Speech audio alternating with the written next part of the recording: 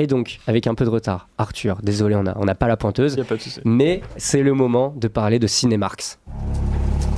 News Ciné. Juste avant de débuter ma chronique, je précise juste que pour Cinélutte, leur influence, l'idée de faire ce film vient du documentaire Grève Générale, aussi appelé Rêve Général, qui était sorti en 2007, réalisé par Mathieu Châtelier et Daniela De Felice, qui suivait en fait le blocage et l'occupation de la fac de Caen pendant que la loi du contrat de première embauche était en train de passer, enfin qui n'est au final pas passé. Et c'est justement toute cette dynamique et ce documentaire qui donne envie de faire le documentaire de Cinélutte. Bonjour à toutes et à tous et bienvenue dans Cinémarx, la chronique ciné qui met le capitalisme hors champ.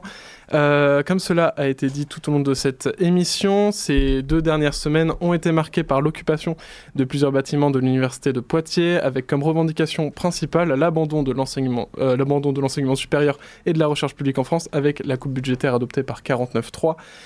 Mais d'autres causes politiques se sont greffées à la mobilisation. Ça a parlé notamment de violences sexistes et sexuelles, de féminisme, des luttes LGBTQIA+, d'antivalidisme, mais surtout d'antifascisme.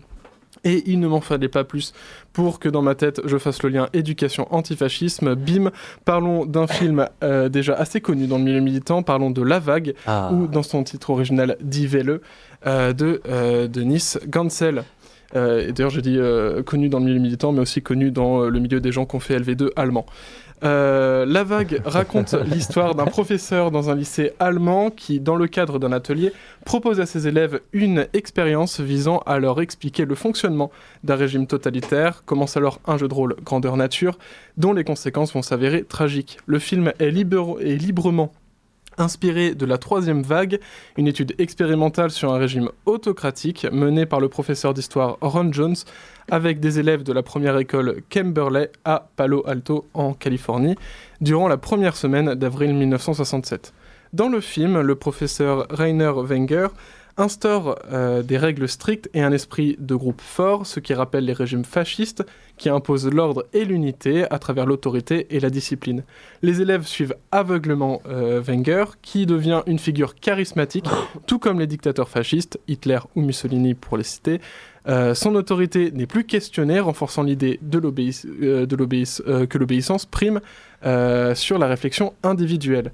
Les élèves adoptent un uniforme blanc et un salut spécifique qui n'est pour le coup pas un salut romain, je le précise, et commencent à rejeter celles et ceux qui ne veulent pas adhérer au mouvement. Tout cela efface leurs différences et renforce leur sentiment d'appartenance. En bref, le film met en garde la facilité avec laquelle un régime autoritaire et fasciste peut s'installer même dans un pays qui a déjà connu ce genre de régime et, pour citer un des élèves au début du film, qui a déjà été mis en garde.